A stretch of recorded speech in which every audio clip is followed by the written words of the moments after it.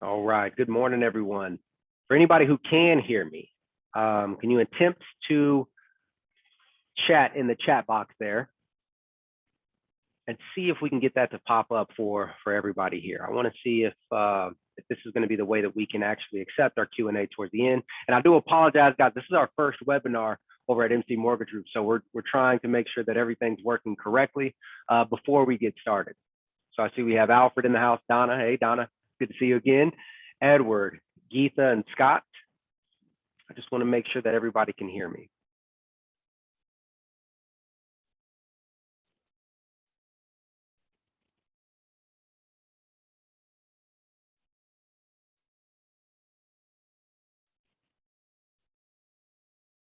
All right, excellent. Thank you, Alfred, for jumping in there. Greatly appreciate it. Perfect, excellent. Thanks, Scott, for that as well. Okay, so as I mentioned, for the people who just joined, we will be starting right at 10, so we got about 5 minutes or so. So go ahead and get comfortable.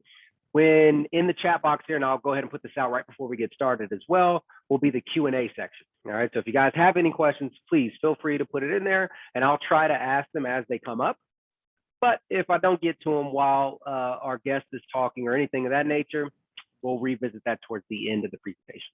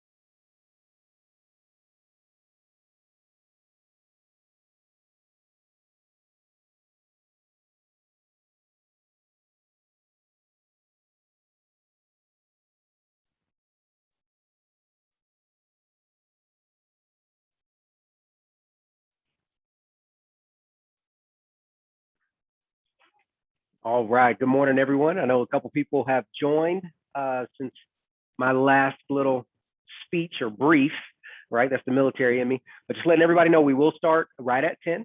All right. We've already checked the sound, so hopefully you all can hear us. And if you can't, I apologize. Please let me know. And then in the chat box section, you guys may see that there's already been a little bit of a conversation started. Feel free to input any questions you might have or anything of that nature. We'll try to answer all the questions during the presentation, but there will be a section at the end of it for Q&A as well. All right. So get comfortable, grab your coffee. We'll be starting in about 2 minutes.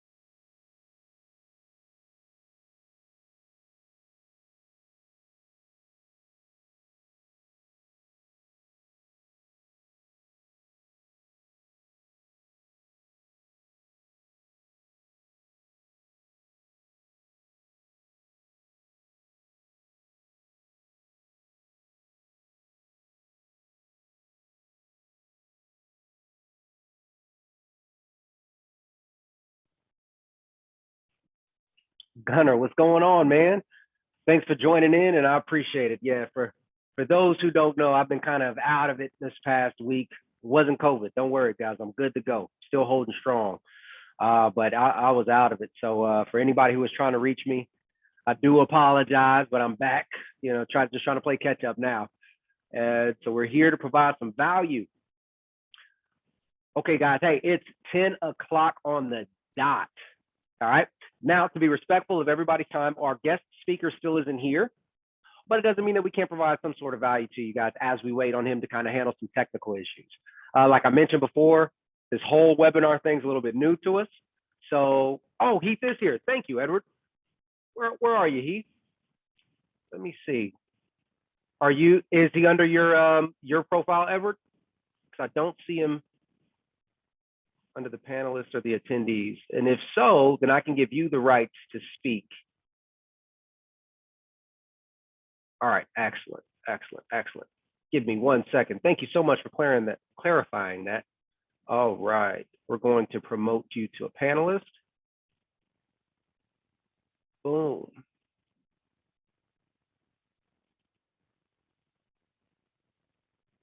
There he is. So sorry about that. I was looking for another name on there. Can you hear me okay? I hear you good. It's Edward's my first name. So. Got it. And it asks for the first name. So I'm honest. Gotcha. No worries. So I do apologize about that.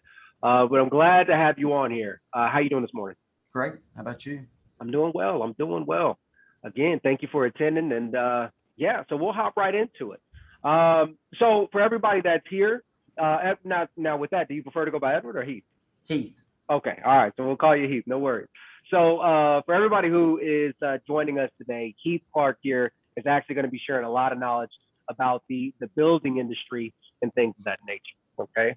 So to give you guys a quick introduction about who we are over at MC Mortgage Group, we are a mortgage brokerage where we focus on residential and commercial finance. But today is really about Heath, our guest here. And so Heath, I'll start off with a small introduction, and then I'll kind of let you introduce yourself to the crowd as well. All right. So this is the introduction I got. This is the bio I got here. So Heath Clark, which is Bill's middle son, grew up playing baseball and working in construction sites. After playing baseball and earning his marketing degree from East Carolina University, ECU, he knew that working as part of the family business would be his future.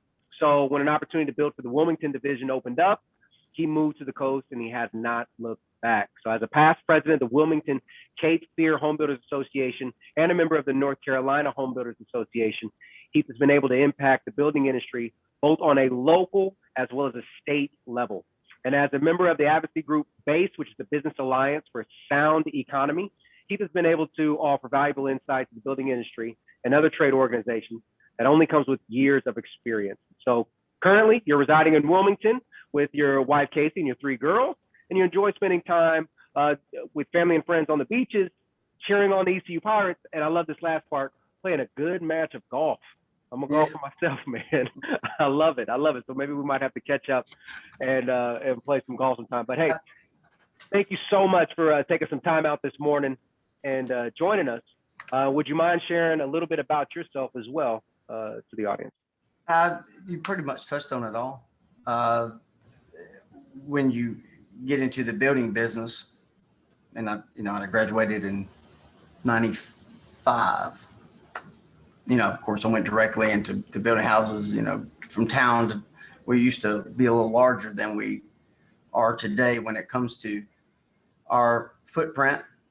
So now we just have offices that are currently operating in Wilmington and in Greenville. Greenville is where our family's from, and that's where the corporate office is. My younger brother manages Greenville, but we were in Raleigh, Fayetteville, Myrtle Beach, and Fayetteville. I don't know if I said that. Yeah. And we were in many places. And then, of course, when Bill, my dad, he's gotten a little older, and he's and he was an incredible bulldog when it came to growing a business and teaching us how to manage it. And I guess you just whether he told us or not, you watched. So I participated many, many years, just learning from his lead, whether or not he was purposely teaching me or not, I don't know. But and now we have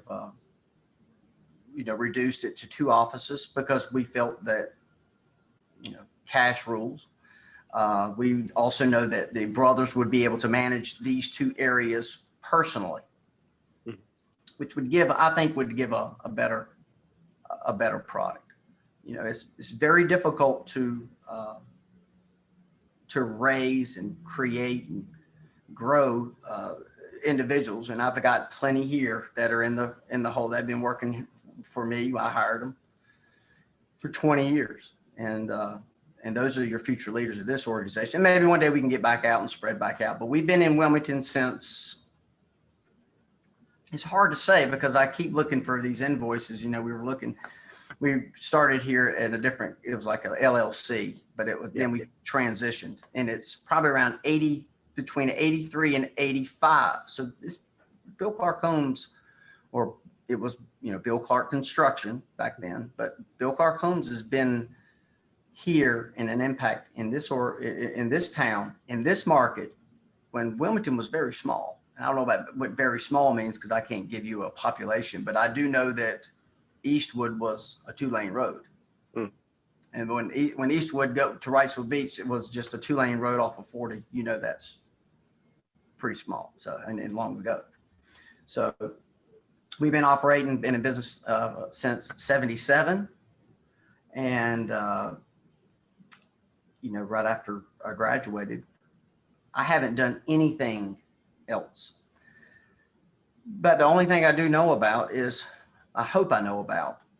building, selling, and hopefully customer service and taking care and trying to compete to be one of the leaders in home building.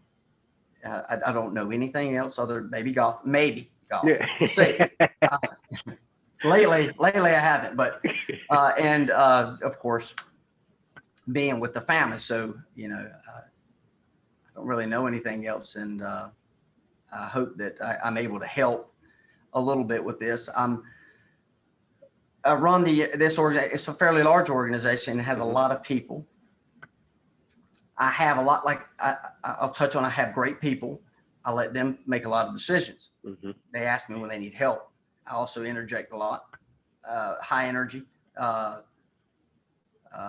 So I can do the best I can to try to help and give you some insight on some things, probably things you probably don't care about, but I'll probably touch on stuff that you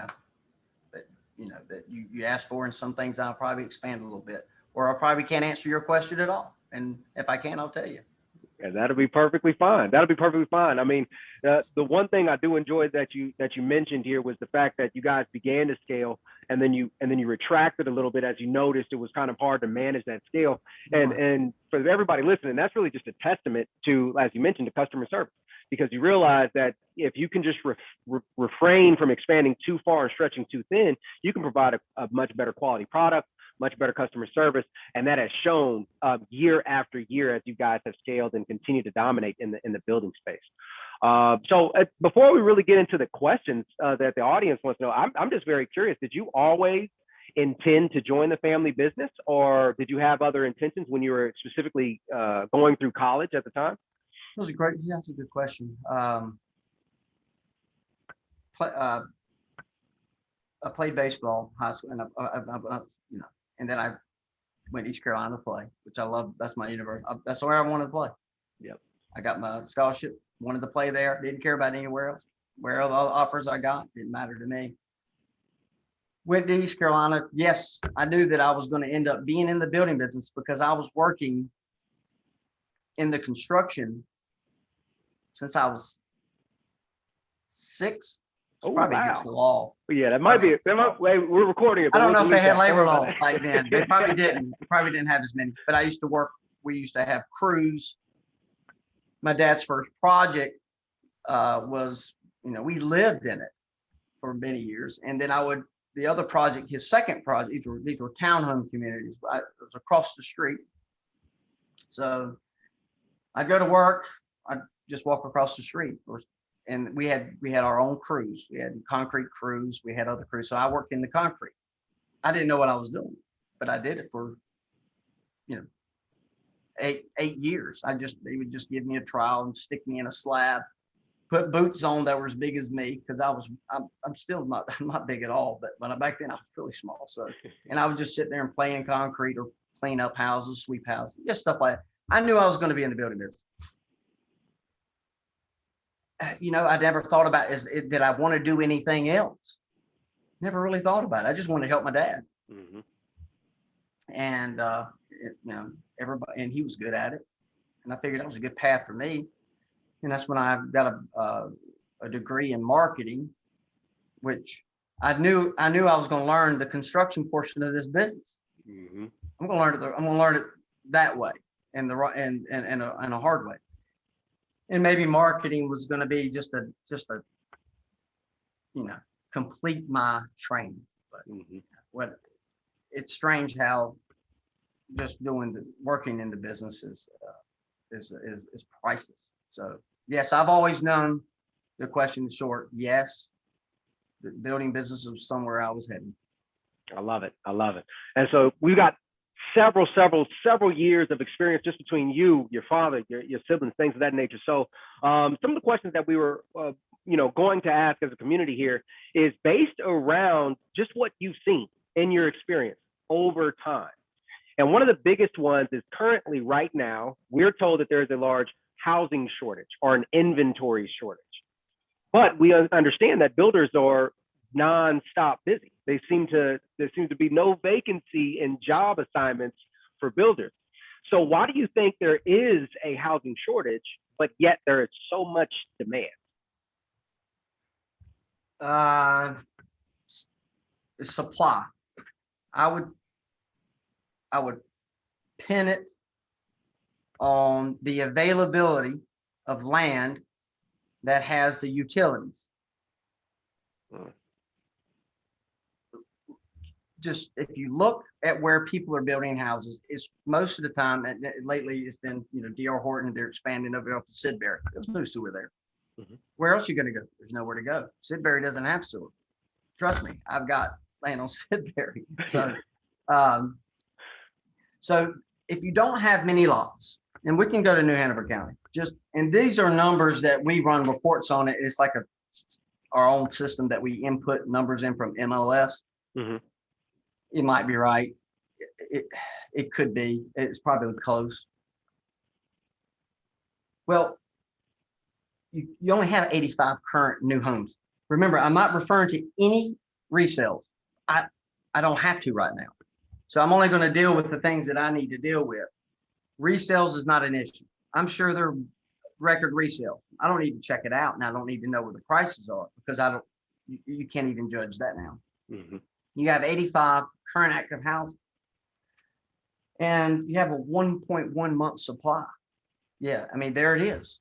Yeah. So if you have a license and you have no idea what you're doing, you could probably build a house and you can sell it. Whether you make money or not, I don't know, but there's a good chance, because if you just put it at a market rate and know what you're doing, you can make that. This is times that I've never seen before.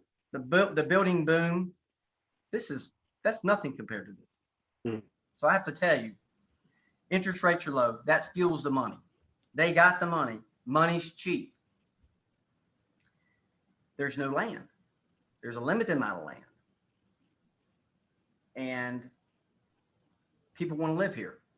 We saw that at COVID. When COVID hit and restrictions and lockdowns happened, and I'm gonna go off of memory. It was a certain time where we had a month where we lost a lot of sales. We were down like 70%. We were like, oh my God, this is gonna be a mess. And then I think it was the next month, it jumped up. And then after that, we sold more houses we've ever sold in our life. Wish I wouldn't have done it, because of course, once you sell a lot of houses, you're gonna, too many, you could struggle. So, mm-hmm. But 1.1 supply land. If you're in new homes, where are you going to buy a new home? And I can pull up a report, the Moore report, and it will show you where they are. It'll surprise you. There's pockets of places that are, of course, they're going to do great. We had them. We're almost out of them. And I do believe that we could sell whatever I release. I shut down Bill Clark Homes portion of the legacy custom portion. We continued to sell. We continued to market and write purchase agreements. But I don't even know if I mean, I guess I can, since I can say what I want. But I mean, we shut down Bill Clark Homes. Any new lots that we were having that weren't recorded. Usually we would pre-sale phases. We would, pre-sale, and the map wouldn't change much. No laws were broken. And we would assign customers. When we were developing or getting close to finishing, we could sell out phases before we even finished recording the map, and then go back and we used the same plat. I want to make sure y'all understand that we used the same plat and nothing changed. Now we stopped for 3 months. I didn't say we didn't release any new for Bill Clark Homes in 3 months. So that's a lot. And we're releasing them weekly now. And we're seeing incredible interest. We're selling out whatever we're allowing. If I'm releasing 10 lots, selling 10 in a day. Demand's there. And it's because, there's not a lot of supply. And we have some good spots. We have good spots. We have, good communities. I'm blessed to have great people. And people like our people, the real estate community, I'm very fond of them, and they're very, very important to this town and this area. And we've been here a long time. If we didn't sell much, we'd be horrible. We'd have to be horrible because of the fact we've been here so long. But the frequency of sales is all about this true supply and demand. And then I know you want to touch on the price. I mean, if you think about it, there's how many markets we have in this area. You got New Hanover County. And there's three different markets that we build in. I built that out of this office. We have the military market. We have the VA market. Sneeze Ferry, Hampstead, and then up to Jacksonville, Onslow. Then you have Pender County, which is same market as New Hanover County. It was just supposed to be a little bit more affordable. It's not necessarily the case anymore. But it was like, if you're in New Hanover County, Pender County, it was a little less expensive, good schools, great value. And then the third market is more of your retirees. You could call it second homes or their primary home or retiring homes. That starts at Leland. Then it stops. Then it starts back to 11. Most of the time on 211. It kind of stops a little bit. Then you start at Sunset Beach, Ocean Isle Beach, Calabash, that area. That's majority retirees. So there's 3 markets, 3 different product lines, 3 different customers, 3 different markets, 3 different price points. And we've been doing it for a long time. And it's just because we've been doing it for a long time, we know what we're doing a little bit. And then, and when you have a supply issue of 1.1, and then in Pender County, there's a 0.6 months, 6 months, it's wow, 6 months. And then 0.9 in Brunswick. You're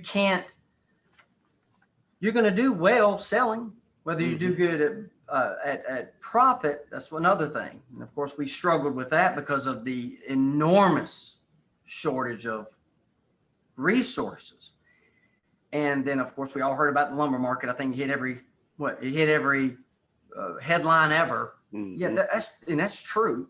It decimated our margins. I bet our costs went up $55,000 a house.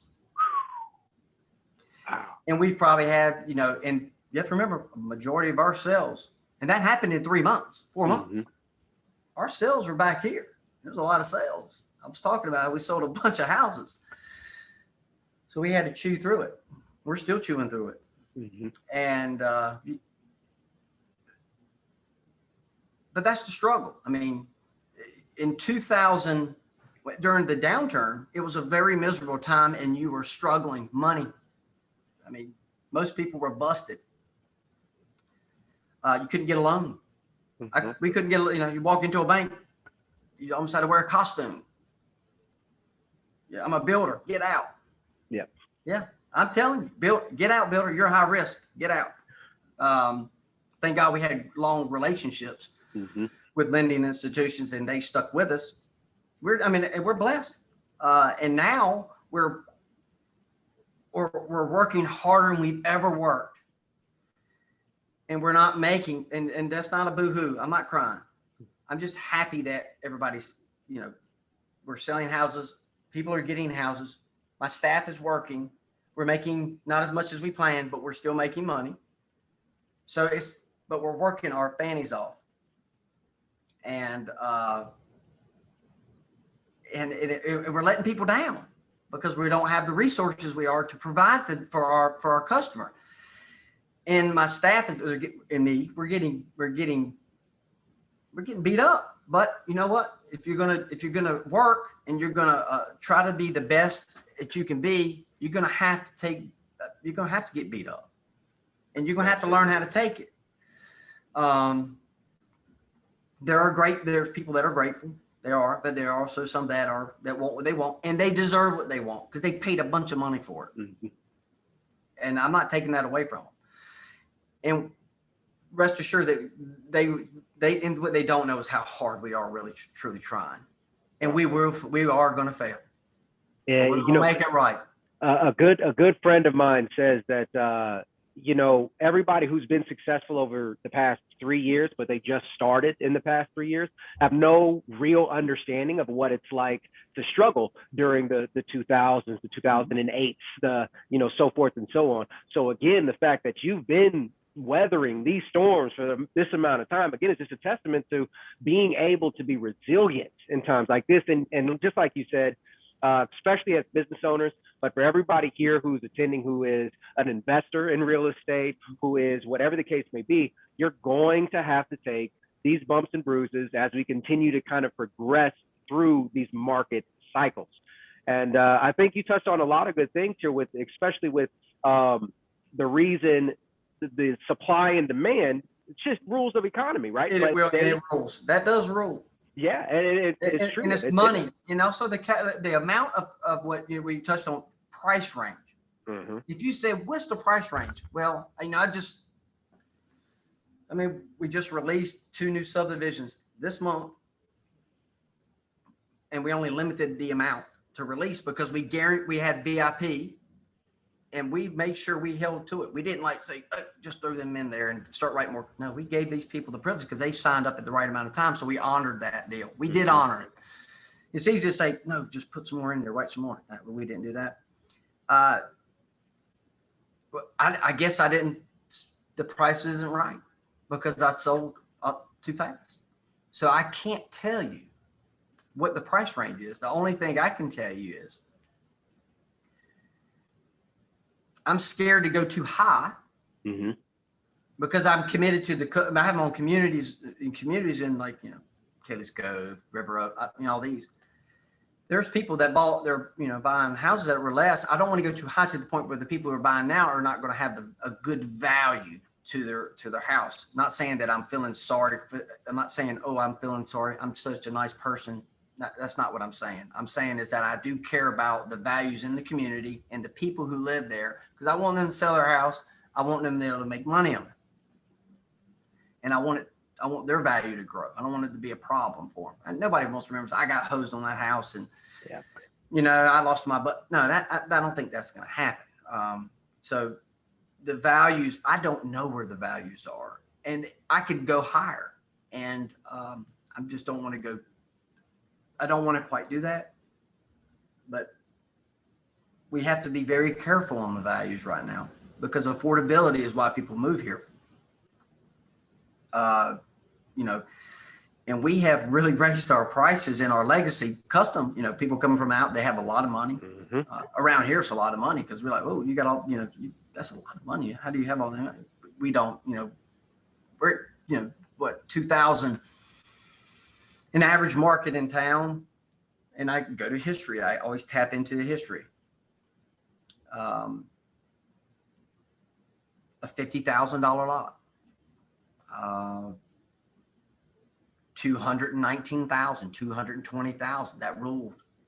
That means your lots would have to be less. However, during the downturn, you would buy lots from banks for, if you were working out your, you know, you're like, I need to buy lots. What's my takedown schedule? Because I can't give you $2 million for the lots, but I can take 3, 4 a quarter, and I'll pay 50 grand for them. Then you sell it for 250,000 bucks, 225,000. Make a nice margin just to keep your operation and keep people employed.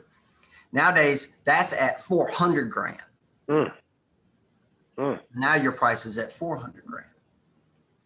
And during a decent time, 400 grand in New Hanover County was not a viable price point. You had to be under 400. Now 400 is nothing. So this is strange to me, but I make adjustments fine. But I'm cautious. I'm very cautious. Land prices have gone from 35,000 an acre to, you know, our 15 performance residential. You know, back then you could get for 25, 30 grand an acre, 80, 100. Now you're talking lot prices with development going up from 2008, it was 18,000 for a 50-foot wide right of way, low density development, to a high density development without any off-site significance. Just a turn lane we put in, 75,000. It went from 22 to 25 at the most. Now we're at 35 to 38, and you can't even get pipe. All right, so now you got the dynamic, because we're a developer. We develop most of it. We develop all of our stuff. If we buy the land, we buy most of our land. We do buy lots, and we do take customer bills. So we do it all. So I would say we're just as good as a developer we are as a builder, because we did developing back then as well. But that's the dynamic now. A $55,000 lot is laughable. If you buy land at $45,000 in New Hanover County, you get 2.5 units per acre, which is current, R15 performance residential. You put in a turn lane, maybe a pump station at $250,000. You're going to have $65,000 in the lot in cost. If you had that 10 years ago, you'd be in trouble and you would laugh at the deal. Right now, that people are doing it. That's what I'm telling you. So now that's the dynamic that we are today. And if you don't do it, you're not going to participate. Yeah. And I think that's an extremely important thing for everybody to realize here is, the old saying is, don't wait and buy real estate. You buy real estate and wait. There's no way, like you mentioned, back in the year 2000, you could have expected the land prices to do this. And now that it is doing it in real time, there's no way that we can project what's going to happen in the next 5 years or the next 10 years, right? So we just have to be prepared for the market to shift and then be able to either adjust or not. Either we're going to be able to participate or we're not. So Debbie has a question. Before we get to our last question, I do kind of want to throw in here. So we didn't forget about you, Debbie. We got you.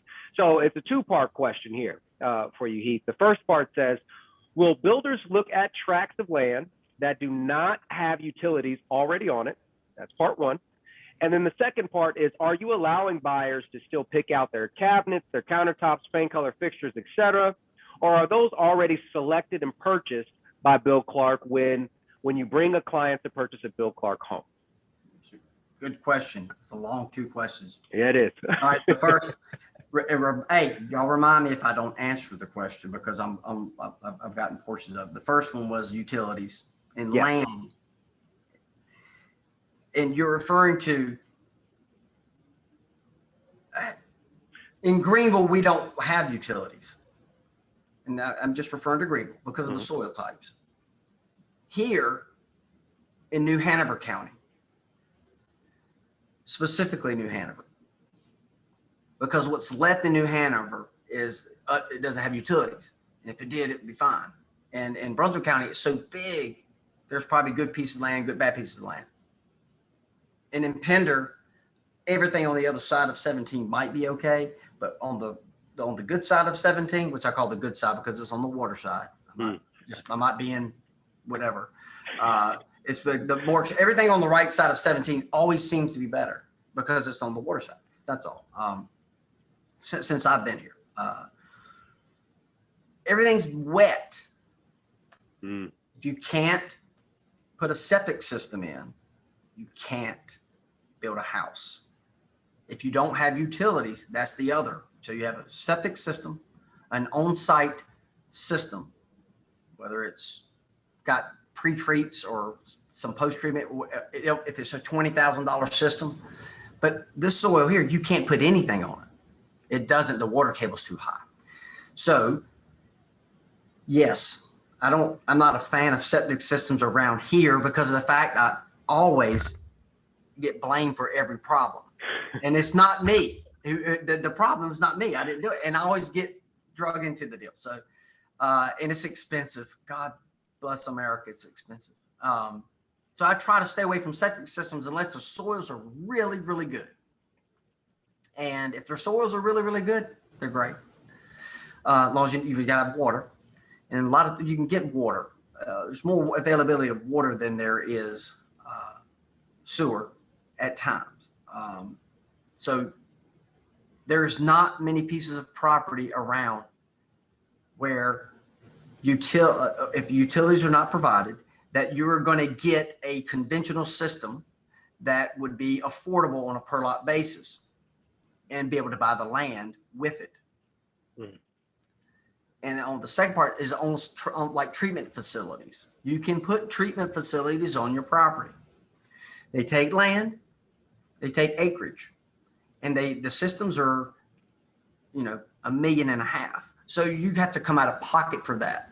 You probably can't borrow any money on it. So you have to have a lot of cash. So there's a lot of dynamics. You got to have money to do that. You have to have a lot of cash. You got to know exactly what you're doing. The regulatory process takes forever. So it's easier just to get utilities. And if they could provide utilities, and I'm pointing over at Cape Fear Public Utilities Authority because they're right over there. If they could get you the utilities in the county together, they would be able to expand.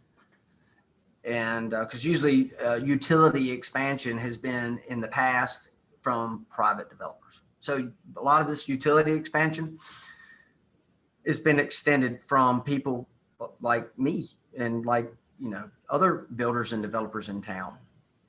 And they have come up with some creative ways to help us out with that. But it used to be just us. We expanded utilities, and then they would take them, possession of them, and then we would pay impact fees, and then they would be serviced. So we were kind of like a good old partner, we thought.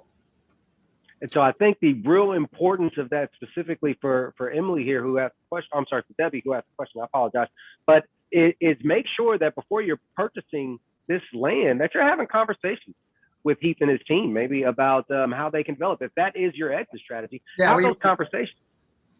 Yeah. You can't, land is worthless when it comes to real estate unless you're able to provide a utility avenue, however that is.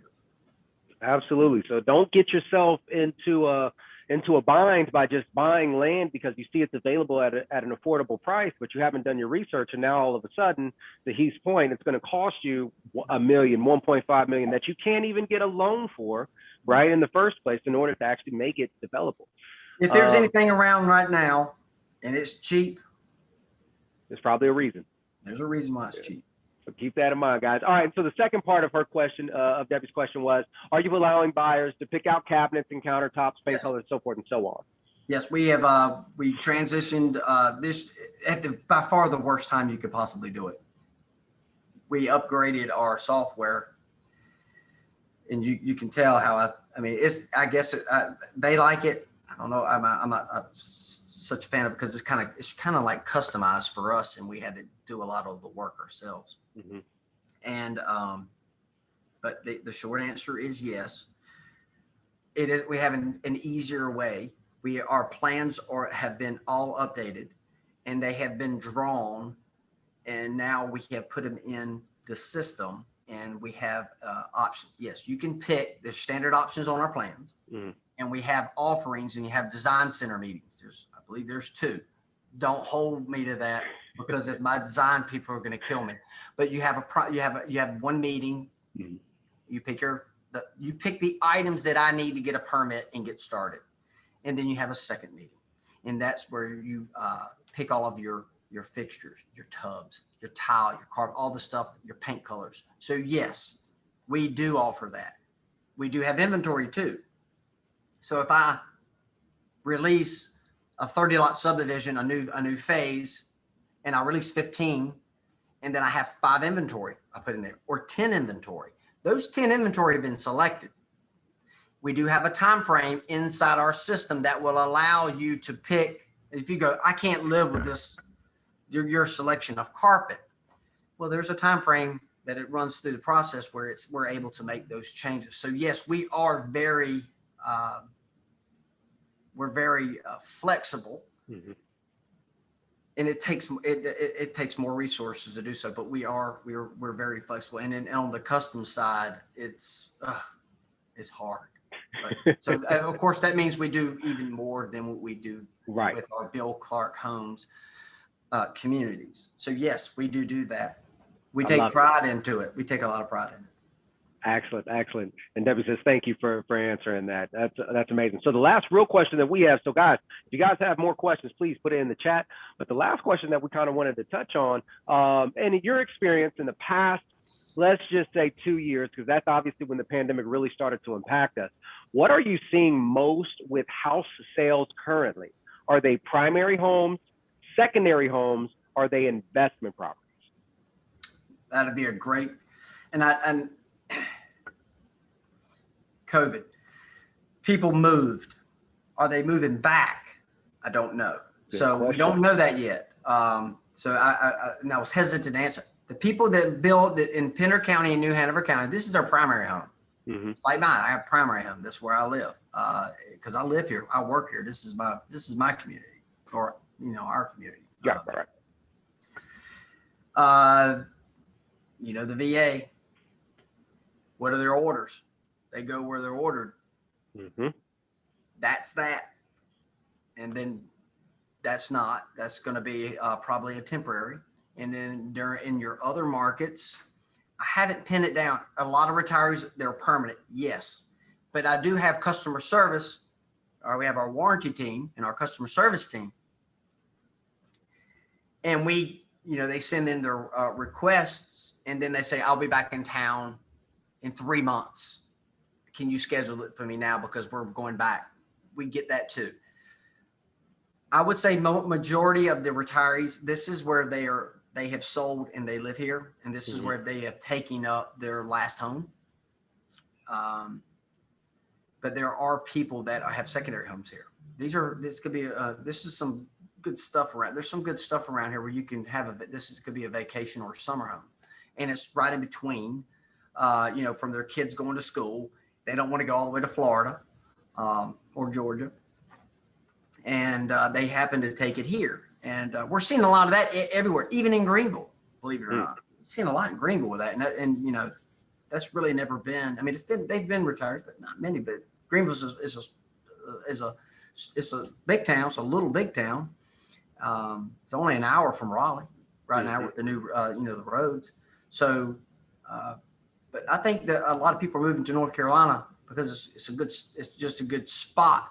Climate's good. It's close to where they are and where they need to be, and it's not too far. But it's just a great place to live. Around Wilmington, if you can experience the real treat of Wilmington, North Carolina, or the beach in the area, the coastal towns, all the roads that go to the Oak Island, Ocean Isle Beach, Sunset Beach, Southport, all of these. I mean, it's great. I mean, think about Surf City, all that, all the way down. It's just such a great place to be. I think it's a lot of retirees. I love it. I love it. So, obviously you guys see that it depends on the market. As you talked about, there's 3 major markets. There's 3 primary different clientele, if you will. They all have different strategies, but I do love the fact that you said, hey, we haven't even been in this circumstance long enough to really determine if they're investment properties or not, because we haven't seen if they're leaving again. I'll see it later once they become, I have more interaction with them. But yes, I think that they have, this is a theory, but I've never seen sales like this before. Okay. So I've never seen this. So this is a theory. And this is what I'm thinking a lot of it is. The people that were moving and they were migrating to here, they had more money than they thought they did, because when they came down here 2 years ago, I'm referring to this huge surge in the past year. Okay. This is a huge surge.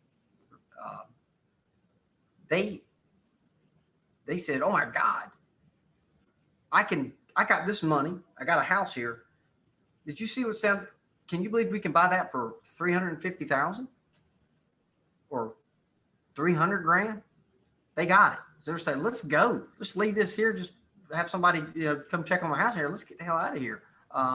They left, and now they might go back. But they're still going to keep coming back and forth. But I bet there's a lot of circumstances where people just said, I can't go to work. They're banning me from going to work. I don't know how long this is going to last. I can work remotely on the internet. Let's go move to Wilmington. You said you wanted to move to Wilmington. Let's do it now. Let's go ahead and do it. We can get a house for $350,000. Now it's gone up to $450,000. Yeah, that could change.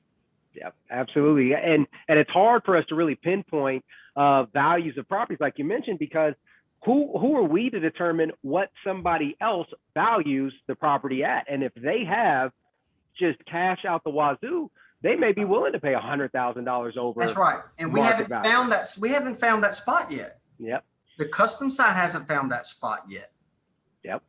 The our Bill Clark Homes community, we haven't found that spot yet. I'm more cautious with that. With the custom side, I own the land and I did put the development. Right. So there's the difference. I also need to get through it.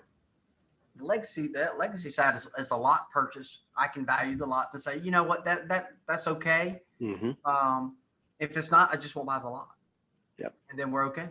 So that's a little different. And there's a lot of builders. Yeah, there's a lot of builders in town now. So they're coming from everywhere.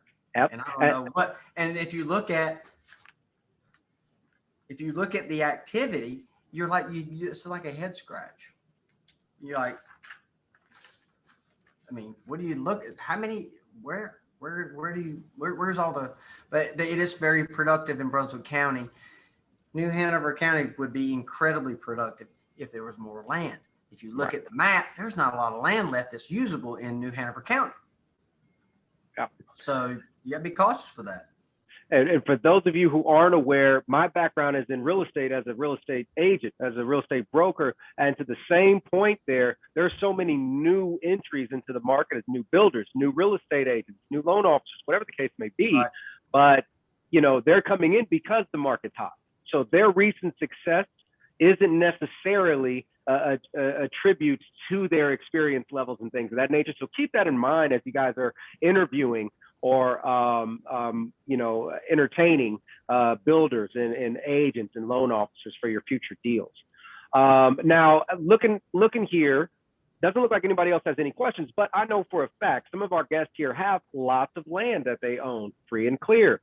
We have a couple of contractors here as well. So if somebody wanted to reach out to your team, who would be the best, or what would be the best contact for them? Because I'm pretty sure you're a busy man, so it may not be you. It may be your customer. For land, my land development manager. Okay. Or you can call me. Call me anytime. I'm here every day. I pick up the phone. My phone rings. I pick it up. I don't have who's calling. There's none of that. So I pick up the phone. I'm still part of as far as I'm concerned, if people want to talk to me, I need to talk to them. My development manager, Okay. who worked, he does it in Greenville. He comes down here twice a week, and he's a great resource. We were just talking about a piece of property here right 5 minutes before I got on this call. And so I think that he's a great resource. I could give you that. I would personally give you his contact, and we're looking, of course, we're looking for land. We're looking for, you're always looking for good pieces of property, because you always can get out of a good piece of property. So even if you overpay, you can still get out. If you buy a bad piece of property, you can't get out of it. If you pay too much for it, you're in trouble. So there's your tip. Love it. Love it. Contact the office of Bill Clark Homes, and you can just ask for me. And if I'm here, I'll pick up the phone. Perfect. And then from there, guys, like you said, he'll point you in the right direction. So I think it's extremely important, again, for you to realize that to have those conversations, have those hard conversations up front. I'm sorry. There was Julia says, I can send our land developers contact information. Yep. Okay, excellent. Great. That's Julie. She does our marketing. Ah, perfect. So everybody harass Julia. Everybody has her contact. That'd be great. That's Let Heath focus on trying to keep the company afloat. You guys harass Julia, and we can go from there. But if there's no other questions here, again, I want to greatly appreciate you and thank you for taking the time out this morning and sharing a lot of your knowledge about what's going on and what you see in the industry. One of the biggest challenges I want to, and this is for all builders, and I'm speaking for every builder, not even in town, everywhere. Our resources to build houses in the supply line and labor is horrible.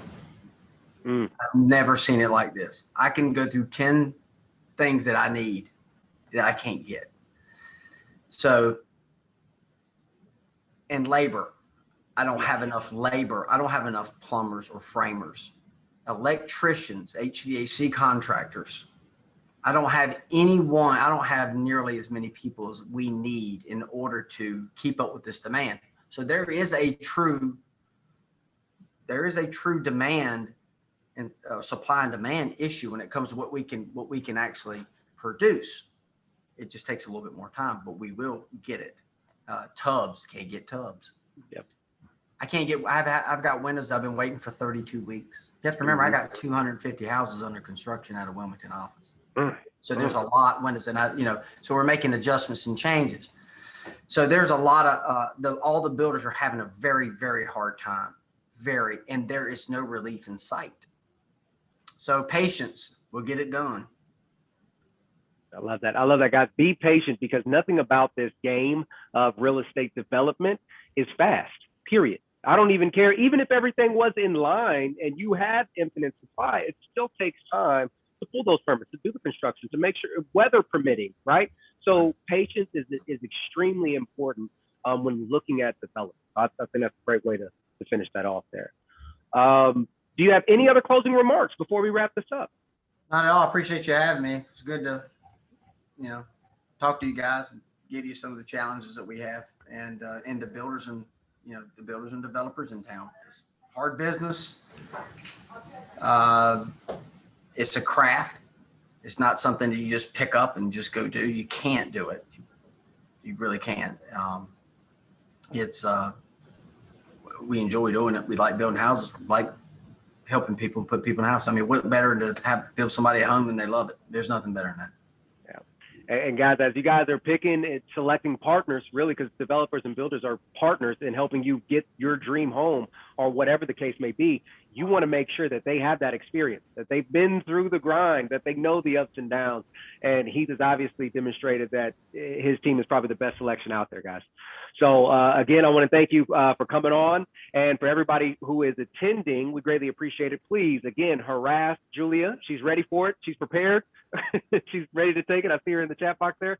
And if you guys have any questions, please feel free to reach out to him directly or to us over at MC Mortgage Group, and maybe we can help you actually finance the next development over with Bill Clark Homes. But again, thank you so much. And without further ado, I will let you go back to enjoying the rest of your day. Thank you, guys. Awesome. Thank you all. And I'm going to stay on just for a few more seconds. He stepped off. Julia just dropped her email in there. So everybody, please take an opportunity to look at Julie's email as well as their land developer. I'll just give you guys a few more seconds before I sign off myself. Oh, Scott says I'm a new retiree and would like to know how to get started in these kind of projects.